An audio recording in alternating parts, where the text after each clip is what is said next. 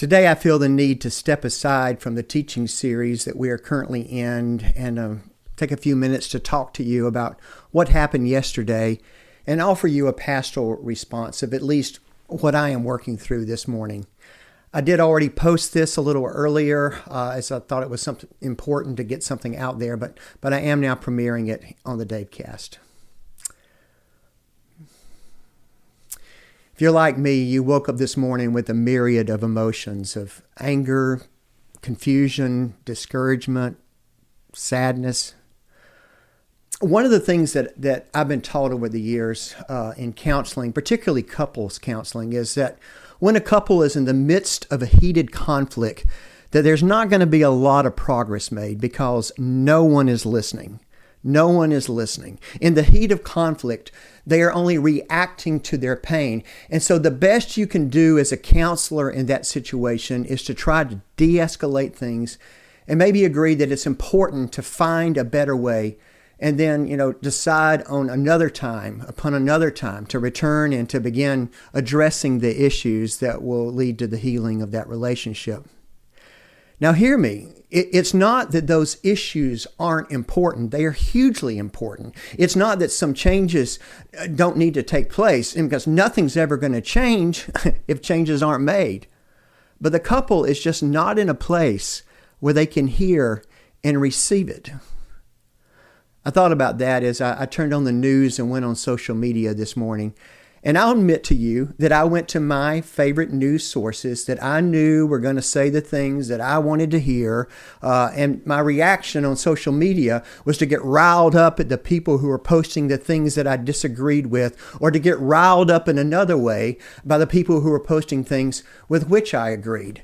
And so I turned it off because what I saw was people going immediately into their default of playing the blame game. Gandhi famously said, "An eye for an eye leaves the whole world blind." And listen, I do believe there is such a thing as righteous anger. I mean, we say that Jesus had righteous anger in the temple, right? But you and I, we ain't Jesus. And what we mostly indulge ourselves in is a self-righteous anger. And I know for a fact, anger can feel powerful and get all those endorphins in our brain pumping and make us feel better for a while.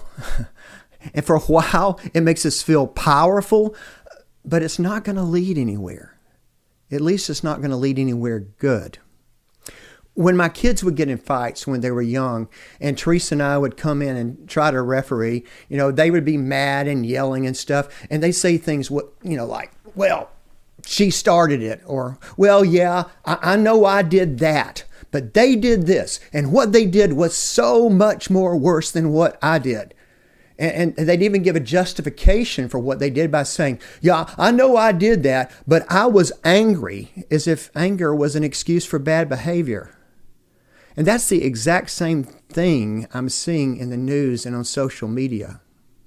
And so when my kids would be in those kind of conflicts, Teresa and I would respond in the same way that I'm sure you did with your kids, and my parents did with me, and my siblings, and their parents did with them. We'd say, "Stop. This needs to stop now. I don't care who started it. It just needs to stop." And then we'd fall back to those old adages that my parents taught us and their parents taught them. And we'd say things like, "Listen, two wrongs don't make a right. She's your sister. He's your brother. You can't treat each other this way." I mean, that's the kind of things we would say. Sure, it's what you would say to your kids too. Why? Because we were the parents. We were the adults in the room. And that's what you teach your children, right? I mean, I hope so. That is the tradition that we pass down generation to generation, because those are our values. So here's the thing.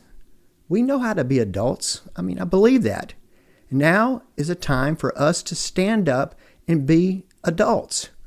Running to our ideological corners and yelling at each other and throwing rocks across the room is not going to change anything. Now, I do believe very much there needs to come a time, and I do agree that it needs to be sooner than later, when we do need to do a post-mortem on yesterday and try to figure out what went wrong where and hold people accountable, and then make the kind of changes and do the kinds of things that will bring about societal changes, that will bring wholeness and healing, that will make our country, our communities, our churches, our families strong. But like those people I talked about earlier who were in couple counseling and they're at the height of conflict with their emotions running raw, today might just not be that day. Today might just not be that day.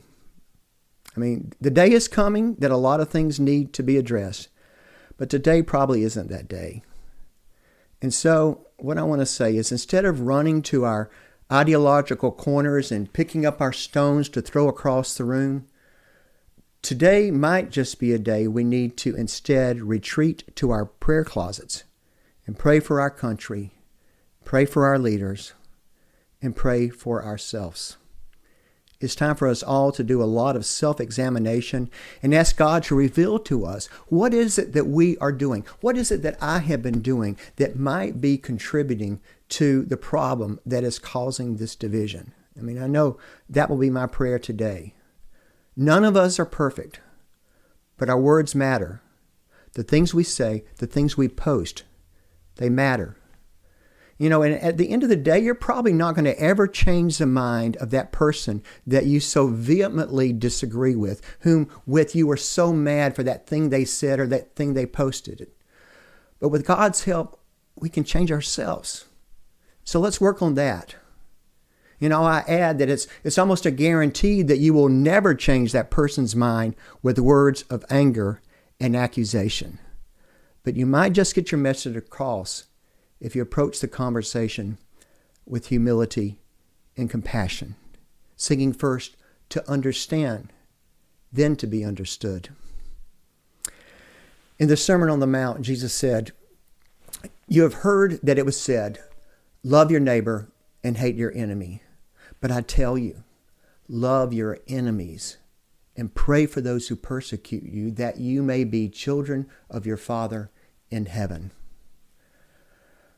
Listen, unity does not mean uniformity. Sometimes we get that all mixed up and mistake one for the other. Unity doesn't mean uniformity.